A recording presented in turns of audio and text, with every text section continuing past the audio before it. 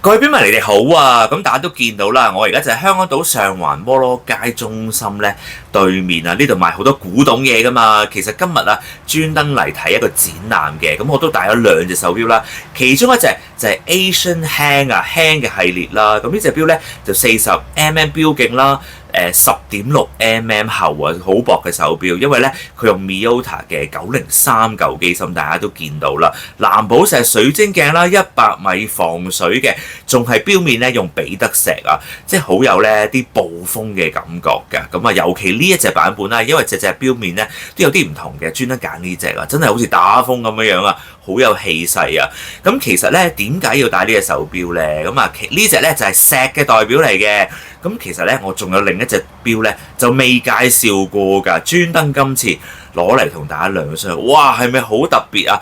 呢一隻咧就係上海錶啊！咁其實咧錶面非常之有詩意啦。咁佢個系列咧就叫做九曲影月啊。咁你見到咧有間屋啊，小橋流水啊，跟住12時位置好似月亮咁樣啦，咁仲有啲樹喺度嘅，所以成隻錶咧好靚，因為呢一個錶面咧原來係18K 金雕面嚟嘅，仲有咧黑色背帽啊，所以咧你見到好似夜晚嘅閃亮嘅感覺嚟嘅。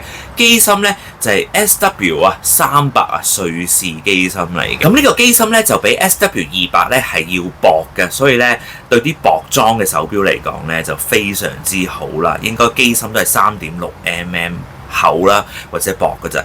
行下咧見到啊，哇！呢度咧仲有啲古董鐘啊、手錶啊，譬如話最右手邊呢隻啦 Jaeger-LeCoultre 啊 Reversal 啊嘛，大家一睇就知啦。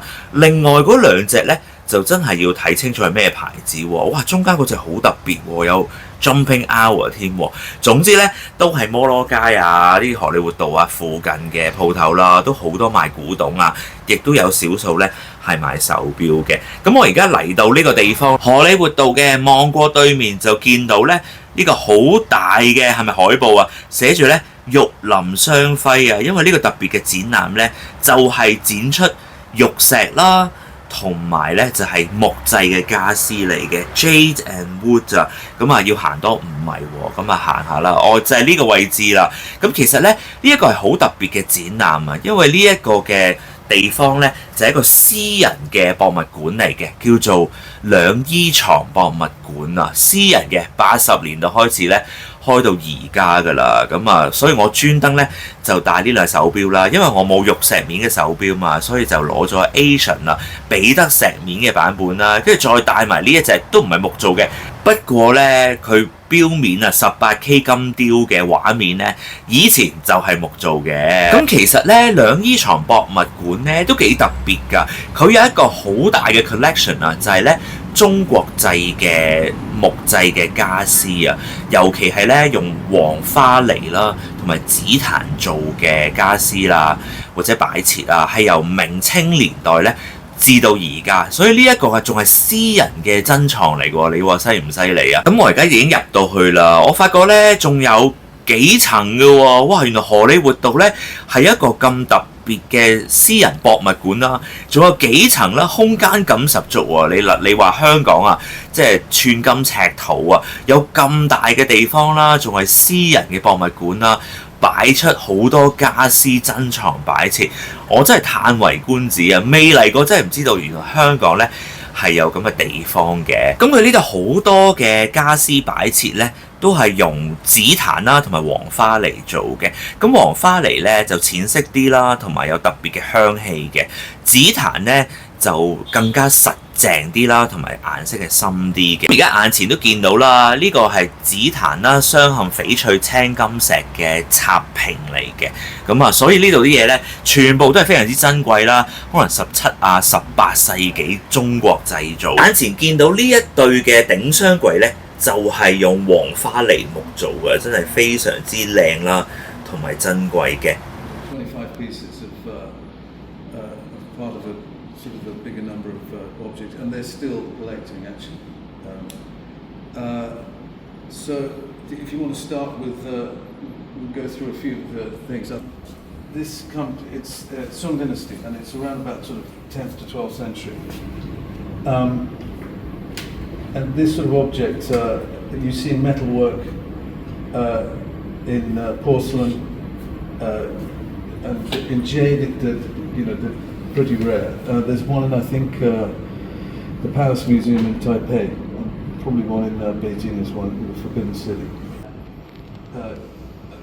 Came from his collection quite a number of years ago, and it would have been made in the Imperial workshops in Beijing. The background to this, this is Qianlong period, so the 18th century.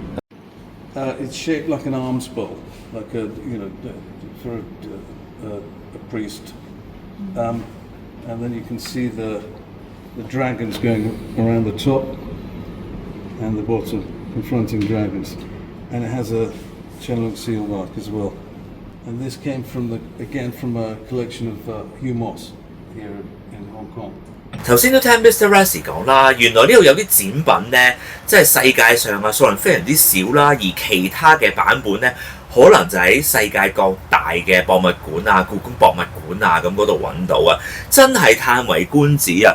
咁咧又攞翻呢一隻上海啊九曲影月嘅手錶出嚟啦，藍寶石水晶嘅18K 金雕面啦，瑞士機芯50米防水啦，仲有好靚嘅黑色貝母面，其實咧佢亦都有白色貝母面啊，其他版本。不過咧，我就主要揀咗呢一隻手錶啦，所以非常之靚啊，亦都上手俾大家睇下啦。40mm 錶徑，同埋頭先講啦 SW300 係好薄噶嘛，所以呢隻錶咧其實係10.5mm 厚嘅咋，戴上手咧非常之舒服嘅。咁啊，其實咧仲有其他版本嘅，成日都講啦，仲有白色嘅，咁啊一隻大一隻細啦。咁仲有咧，頭先右手邊嗰隻就係我攞去展覽嗰隻啦。咁而紅色嗰隻咧有少少唔同嘅，一陣俾大家睇得清楚啲。首先呢一隻咧就係40mm 嘅白色版本嚟嘅，咁啊亦都係咧用18K 金雕面嘅。咁呢一隻咧就細隻啲啦，就係36mm 嘅版本嚟嘅。咁其實機芯咧都係一樣嘅，總之咧都係瑞士嘅 SW300 機芯嚟嘅。